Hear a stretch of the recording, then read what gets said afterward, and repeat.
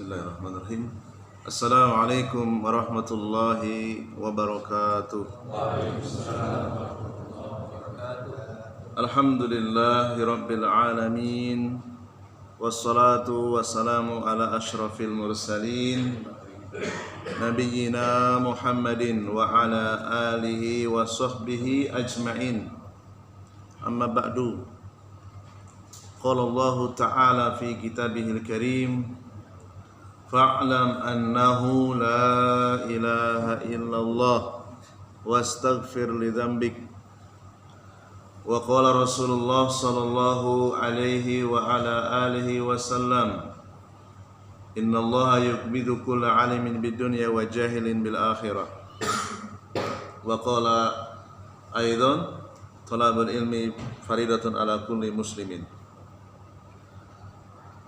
Alhamdulillah, pada sore hari yang penuh berkah ini Allah Jalla Jalaluh memberikan kesempatan kepada kita untuk mengisi sisa lembaran hidup kita dengan beribadah kepadanya. Dan di antara salah satu bentuk ibadah yang sangat mulia setelah ibadah yang wajib, yaitu mempelajari agamanya, menuntut ilmu syar'i. Salawat dan salam semoga tercurah limpahkan kepada qudwah hasanah kita, Nabi besar Muhammad sallallahu alaihi wa ala alihi wasallam, serta keluarganya, segenap sahabatnya, dan orang-orang yang senantiasa menghidupkan sunnahnya sampai hari kiamat kelak. Yang pertama, saya mengucapkan jazakumullahu khairan kepada DKM pengurus Masjid Al-Mukhlisin Komplek Ari Karya Indah 7. Suatu kehormatan bagi saya untuk berbagi ilmu yang telah kami pelajari. Alhamdulillah, kami dahulu sempat belajar di Ma'had Ilmi YPIA Yogyakarta, dan hari ini saya akan menyampaikan apa yang pernah kami pelajari di Pondok Pesantren Mahasiswa Ma'had Ilmi Yogyakarta. Kitab yang akan saya bacakan yaitu kitab yang berjudul Hadhihi Aqidati Aqidatu Ahli Sunnah wal Jamaah. Kalau kita perhatikan dari kitab ini membahas tentang rukun iman, pondasi keimanan yang sudah insya Allah kita sudah hafal semuanya. Mulai dari rukun iman yang pertama, beriman kepada Allah, sampai dengan yang keenam, beriman kepada takdir. Kitab ini kitab yang tidak terlalu tebal, tidak sampai 50 halaman, tipis sekali. Namun di dalamnya berisi pokok-pokok keimanan yang wajib untuk diketahui oleh setiap muslim dan muslimah. Saya bacakan mukadimah yang ditulis oleh penulis. Beliau memiliki nama Abdul Aziz bin Abdillah Ar-Razihi, seorang anggota majelis ulama senior yang ada di Saudi Arabia. Beliau mengatakan, fa innallaha sallallahu alaihi wasallam arsala rasulahu bil huda wa dinil haq liyudhhirahu 'ala dini kulli wa qalau karihal musyrikun. Sungguh Allah telah mengirim Rasulnya membawa petunjuk dan agama yang hak untuk memperlihatkan di atas agama yang hak tersebut, walaupun orang-orang musyrik membencinya. Wa qad balagan nabiyyu sallallahu alaihi wasallam al-balagul mubin, dan sungguh Rasulullah telah menyampaikan risalah yang sangat jelas, tidak ada kerancuan di dalamnya. Wa madu ala tariqihi sallallahu alaihi wasallam as-salafus salihu as-sahabatu wat-tabi'un wal a'immatu min ba'dihim. Dan para sahabat, para tabi'in, para imam yang mengikuti jejak mereka telah melewatinya. Telah melewati keyakinan yang pernah disampaikan oleh Rasulullah SAW. Fahtadu bihadihi wa tarassamu khutahu. Mereka mendapatkan bimbingan berdasarkan petunjuk Nabi dan menapaki jejak langkah beliau. Wa amanu billah wa bi malaikati wa kutubi wa rusuli wa bil yaumil akhir wal qadari khairi wa syarri. Yaitu beriman dengan perinciannya, beriman kepada Allah, kepada para malaikat, kepada kitab-kitab, kepada para utusan, kepada hari kiamat, kepada takdir yang baik ataupun yang buruk. Wamtasalu awamirallah wajtanibu nawahi wastanaru binurillah. Ya, mereka sekuat tenaga berusaha untuk mempraktekannya, apa saja yang diperintahkan, baik yang wajib maupun yang mustahab. Menjauhi semua larangannya, larangan yang bersifat mutlak, ya, dosa-dosa besar ataupun yang bersifat makruh mereka tinggalkan. Mereka telah mendapatkan cahaya Allah, berada di atas petunjuk yang lurus. Mereka adalah kelompok ahlu sunnah wal jamaah. Mereka adalah ahlul haq, pemilik kebenaran. Wa ta'ifatu al-mansur, kelompok yang ditolong oleh Allah Subhanahu wa taala. Summa lama ba'udal ahdu khalfu man ba'dahum khulufun. Kemudian setelah melewati 3 generasi Rasulullah, sahabat, tabi'in, tabi'ut tabi'in, banyak pernyataan-pernyataan atau narasi-narasi yang merusak. Ghayyaru wa baddalu wa tafarraqu fi dinihim syai'an wa ahzaban. Orang-orang yang sudah rusak, ya, keyakinannya, yang terpengaruh oleh orang musyrik, orang-orang kafir, mereka mengubah agama Islam secara masif dan terstruktur melalui media, melalui budaya, melalui apa saja. Walakin Allah subhanahu wa ta'ala hafidhu ala hadhihi al-ummah usul diniha.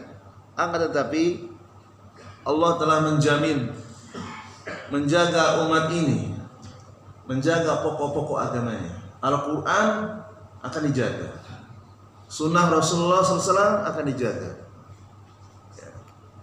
Sebagaimana disebutkan dalam hadis yang sahih dari Nabi SAW, annahu qala, beliau pernah bersabda, la tajalu ta'ifatun, akan terus ada sekelompok min ummati, dari umatku, dari umatnya Nabi Muhammad, alal haq, di atas kebenaran, zahirina, menampakkannya, tidak menyembunyikannya, tidak eksklusif tapi inklusif, terbuka. Kajian ini terbuka, siapapun boleh hadir di masjid ini, ya. La yadurruhum man khadalahum, tidak bisa mencelakakan mereka orang-orang yang merendahkannya. Wa min thamma kanat hadhihi risalah talbiyatan li talabi jam'i minal ikhwah. Ini adalah tulisan yang ditulis oleh beliau Syekh Abdul Aziz Ar-Razihi dalam rangka untuk memenuhi sebagian permohonan dari penuntut ilmu, dan beliau memohon kepada Allah agar mengokohkan, ya, kaum muslimin dengan petunjuk. Allah lah pelindung mereka, Allah Maha Kuasa atas segala sesuatu. Wa sallallahu wasallam ala nabiyina Muhammadin wa ala alihi wasallam. Nah, ini pengantar yang ditulis oleh penyusun kitab ini. Kalau diterjemahkan di pelajar yang sudah disebarkan, 6 pondasi keimanan.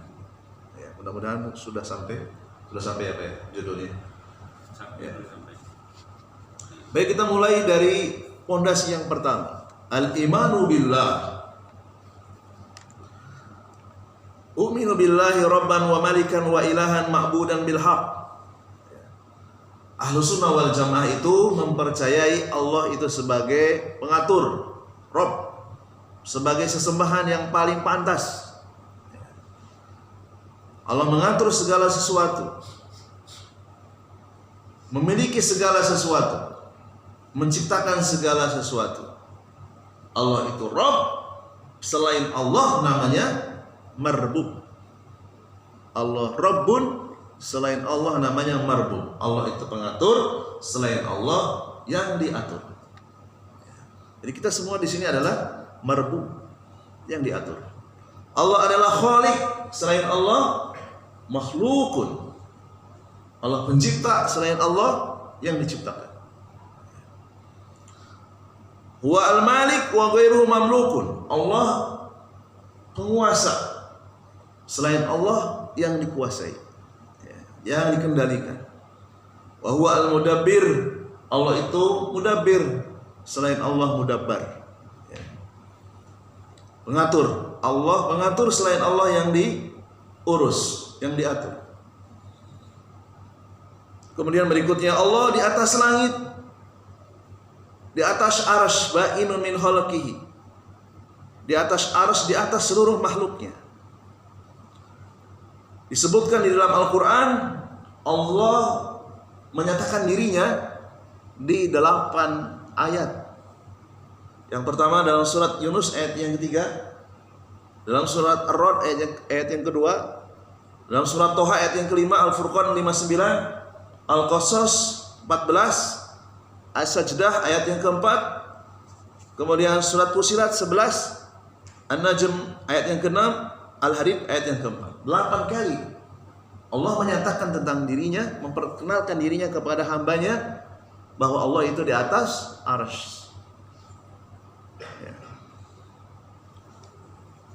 Demikian yang disampaikan oleh Rasulullah melalui wahyu yang dibacakan di hadapan para sahabat.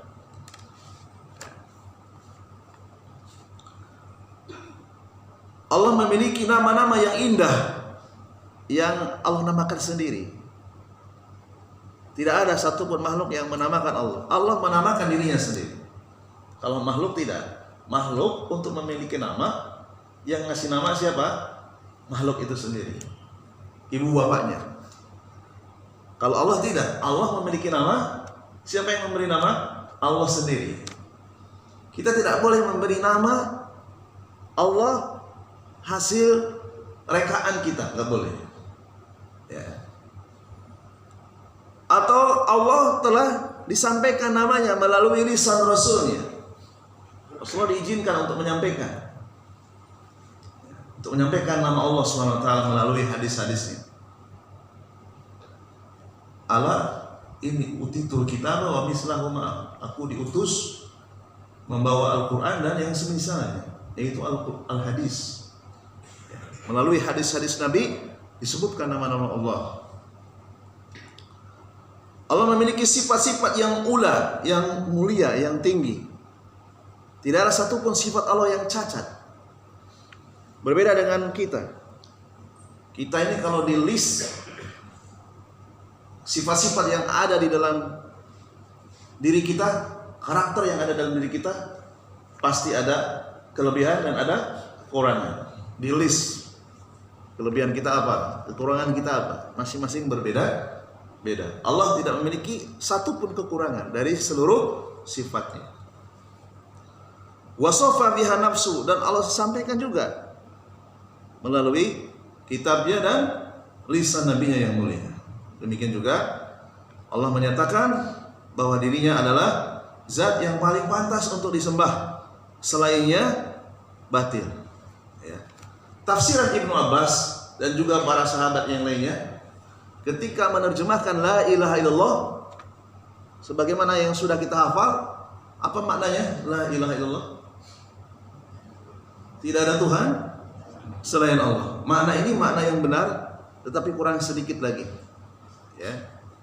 Kata Ibnu Abbas, sebagaimana disebutkan dalam kitab Al-Qaulus Sadid bima yajibu 'alal 'abid, la ilaha illallah makna yang lengkap adalah la ma'buda haqqun illallah.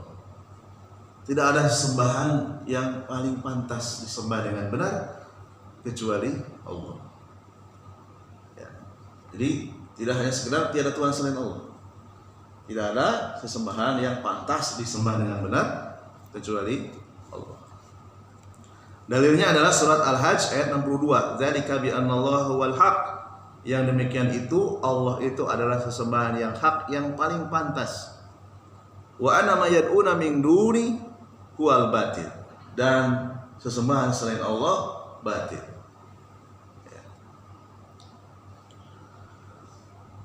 Kewajiban kita sebagai seorang mukmin i'taqada anna man jahada rububiyyata likulli syai'. Kita wajib meyakini semua perbuatan Allah itu esa. Barang siapa yang mengingkari satu saja dari perbuatan Allah, maka ia bisa keluar dari Islam.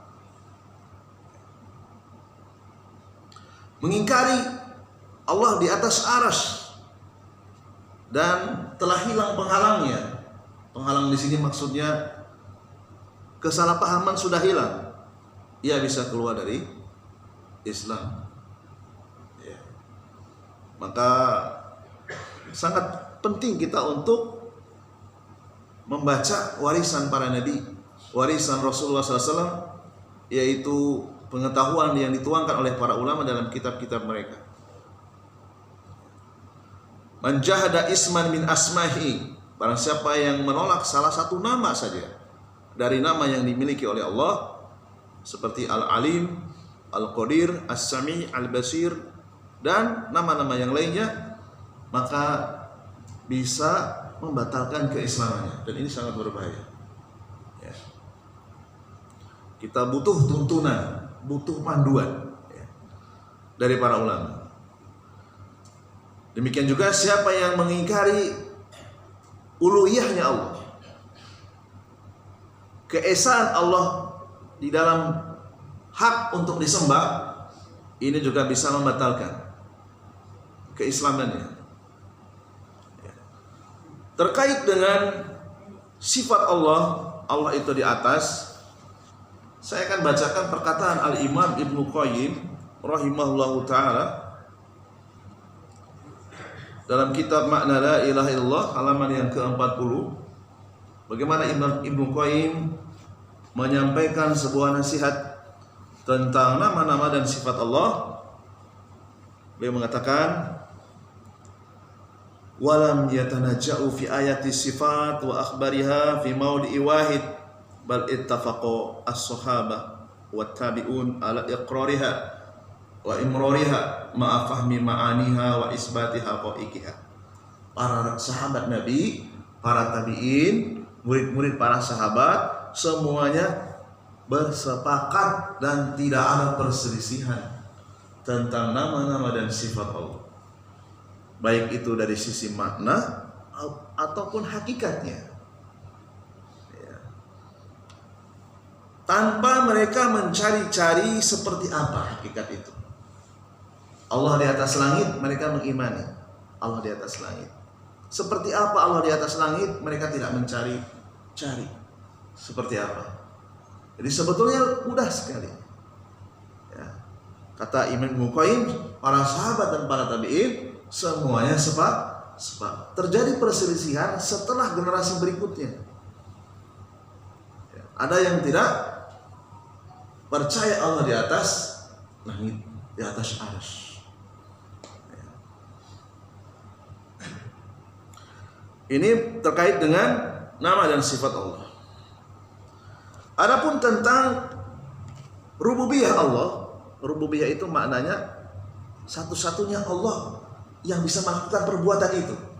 Perbuatan menciptakan, memberi rezeki, menghidupkan, mematikan. Ya.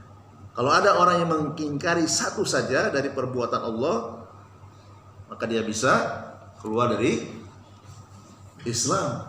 Ya. Dia mengatakan misalnya ada pencipta selain Allah, ada yang memiliki andil dalam menciptakan langit dan bumi selain Allah, maka dia bisa keluar dari Islam. Kalau kita lihat sejarah dengan membaca tafsir para ulama, entah itu tafsir Al-Qurtubi, tafsir Ibnu Katsir, tafsir Al-Baghawi, tafsir Al-Qurtubi, tafsir As-Sa'di dan yang lainnya. Orang-orang musyrik di Makkah yang pernah didakwahi oleh Rasulullah SAW itu beriman kepada rububiyah Allah. Ya. Saya akan lihat di kitab Syarhu Aqaidul Arba di halaman yang ke-18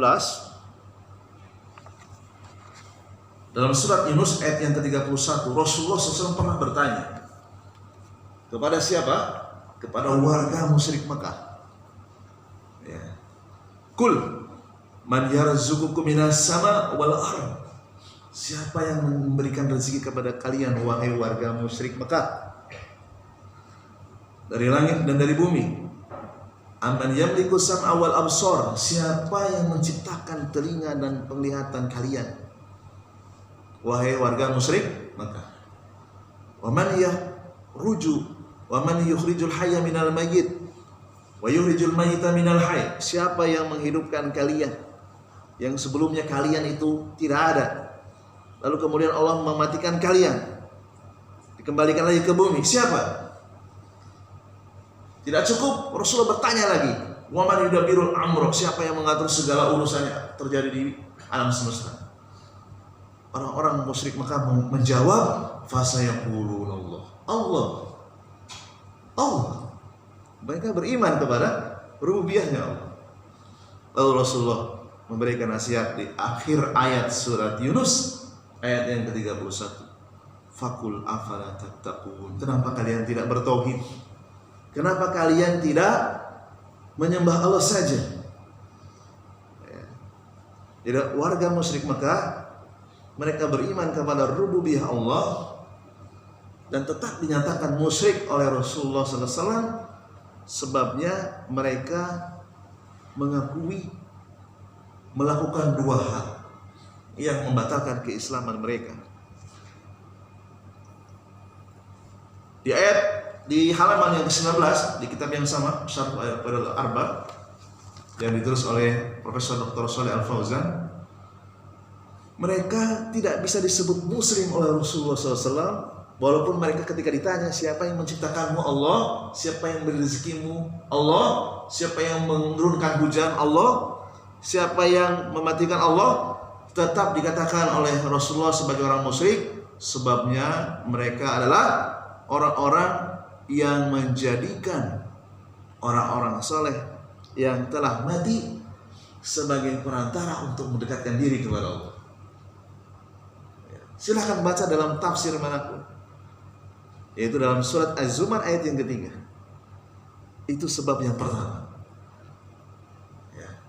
Mereka masih rutin mendatangi Lata, Uzza, Manat dan sesembahan-sembahan yang lainnya. Lata itu kuburan yang dikeramatkan, Uzza itu pohon yang dikeramatkan, Manat itu candi yang dikeramatkan. Ya. Allah berfirman dalam surat Az-Zumar, Allah abadikan orang-orang musyrik yang dikatakan musyrik oleh Rasulullah bukan karena tidak percaya adanya Allah, percaya adanya Allah. Mereka yakin 100% yang memberi mereka makan Allah. Tapi kenapa dikatakan musyrik? Kita lihat, walladzina takhudhu min dunihi awliya amana'buduhum illa liqarribuna ilallahi zulfa. Dan orang-orang yang menjadikan selain Allah sebagai pelindung, kami tidaklah menyembah mereka melainkan agar mereka mendekatkan diri kami kepada Allah sedekat-dekatnya. Jadi mereka mendatangi Lata, mereka yakin Lata itu adalah orang soleh. Lata ini orang soleh jamaah sekalian. Amalan hebatnya apa? Suka bersedekah kepada jamaah haji, memberi makan, memberi konsumsi. Lalu kemudian mati, dibangun kubah di atas makamnya, dikeramatkan. Ya. Inilah yang kemudian menjadikan mereka tidak bisa disebut sebagai muslim. Ya.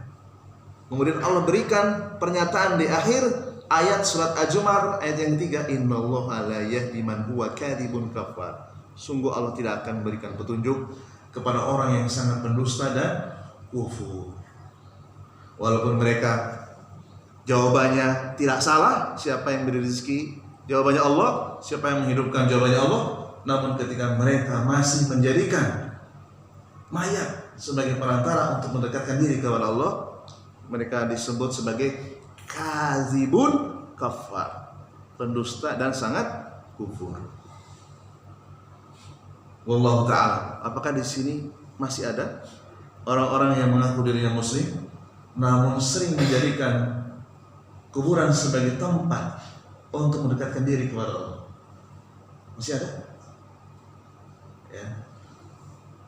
Saya pernah melakukan riset tanpa menyebut tempatnya ya. Ini kalau disebut nanti bisa jadi fitnah ya. Saya mendatangi sebuah makam ya, lalu kemudian wawancara ya, malam Jumat. Jadi saya datang ke sana. Banyak saudara-saudara kita yang hadir di situ sudah sejak asar. Ya. Makin malam makin ramai. Kemudian ditanya 2 sampel, bapak-bapak atau ibu-ibu. Saya sindir, Kak, apakah kakak datang ke sini ada cita-cita yang belum tercapai? Lalu kemudian menjawab, jangan begitulah Pak, saya ke sini bukan untuk apa-apa. Saya ke sini mendekatkan diri kepada Allah. Karena makam ini bisa mendekatkan diri saya kepada Allah. Itu ibu-ibu seperti itu jawabannya. Bapak-bapak juga sama, Pak, kenapa Bapak jauh-jauh dari rumah datang ke sini?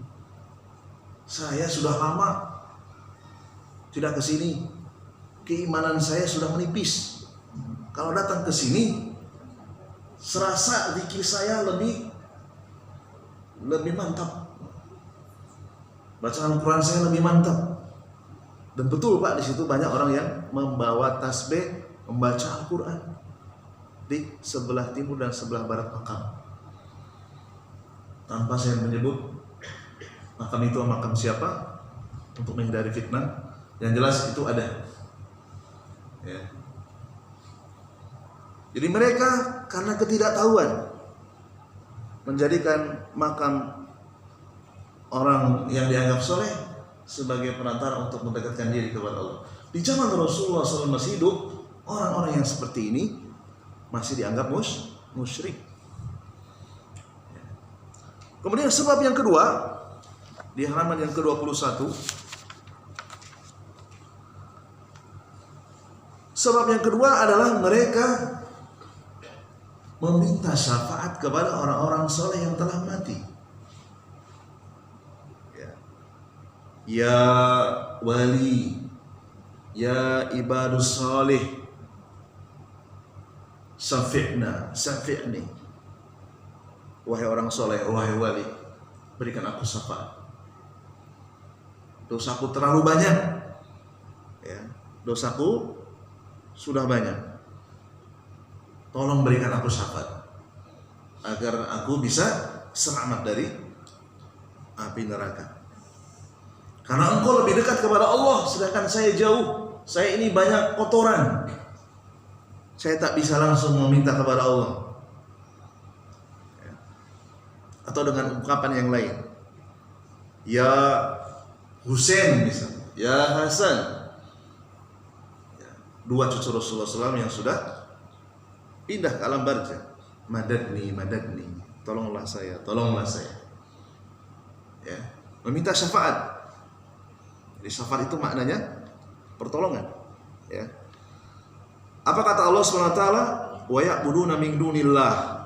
Mereka berbuat syirik. Menyembah selain Allah namanya apa? Syirik. Ma la yadurruhum wa la yanfa'uhum. Yang mereka sembah itu tidak bisa membahayakan dan tidak bisa mendatangkan manfaat untuk mereka. Wa yaquluna, mereka mengaku haula'i syufa'auna indallah. Mereka ini adalah orang-orang soleh yang bisa memberikan syafaat kepada kami di sisi Allah. Tetap Allah nyatakan di awal surat Yunus ayat yang ke-18, ya'buduna min dunillah. mereka adalah orang-orang yang menyembah selain Allah. Jadi meminta syafaat agar diselamatkan dari neraka kepada orang-orang yang telah wafat, ini perbuatan syirik akbar. Inilah dua sebab yang menjadikan mereka tidak bisa disebut sebagai muslim. Kitabnya Syarhu Al-Qaidul Arba ini sedang saya bacakan di Panti Tunas Melati setiap malam Jumat. Itu terkait dengan beriman kepada Allah. Jadi beriman kepada Allah kita tidak boleh keliru. Yang pertama, mengimani seluruh perbuatan Allah. Allah itu pencipta, pengatur, penghidup, memberi rezeki, yang mematikan, dan seterusnya. Yang kedua, wajib beriman dengan seluruh nama dan sifat Allah tanpa harus memperdebatkannya. Ketika Allah menyatakan dirinya di atas arsy, sudah imani saja. Kalau ada yang ngajak debat, nggak usah diladeni. Karena apa? Karena para sahabat dan para tabi'in juga nggak pernah memperdebatkan itu. Ketika Allah SWT menyatakan dirinya melalui nabinya, Allah turun ke langit ke dunia di sepertiga malam terakhir, sudah kita imani saja tanpa harus bersusah-susah membayangkan, memisalkan, membagaimanakan. Karena para sahabat dan para tabi'in ketika mendapatkan hadis tentang Allah turun ke langit dunia, mereka tidak memperdebatkan, cukup mengimani saja, selesai.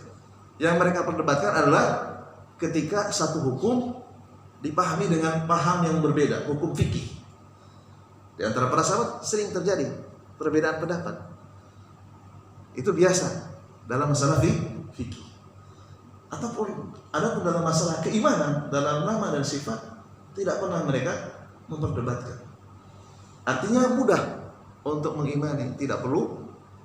Bagaimana kalau ada orang meyakini begini? Jangan, nggak usah, stop. Kita yakini turunnya Allah ke langit dunia tidak seperti turunnya makhluk. Allah di atas arsy tidak seperti manusia di atas meja, di atas kursi. Sama-sama di atas, itu cuma penamaan istilah saja untuk mempermudah komunikasi. Adapun hakikat seperti apa kita tidak tahu. Nabi pun tidak pernah menyampaikan seperti apa Allah SWT berada di atas arsy. Kalau sekarang kan tidak. Bagaimana kalau begini? Bagaimana kalau begitu? Menyusahkan diri sendiri. Sampai terjadi perkelahian, adu argumentasi yang cukup panjang, melelahkan. Ya. Kemudian yang ketiga, yang paling penting adalah beriman kepada uluhiyahnya Allah. Allah lah satu-satunya yang paling pantas untuk disembah. Jangan sampai di antara amalan kita masih mengandung kesyirikan. Berarti kita butuh ilmu lagi. Hal-hal yang bisa merusak keimanan. Perkara-perkara yang bisa merusak keyakinan. Ada sebuah kitab yang bagus yang berjudul Al-Qawadihu fil Aqidati wa Wasailu As-Salamati Minha. Perusak-perusak akidah dan cara menyelamatkan diri darinya.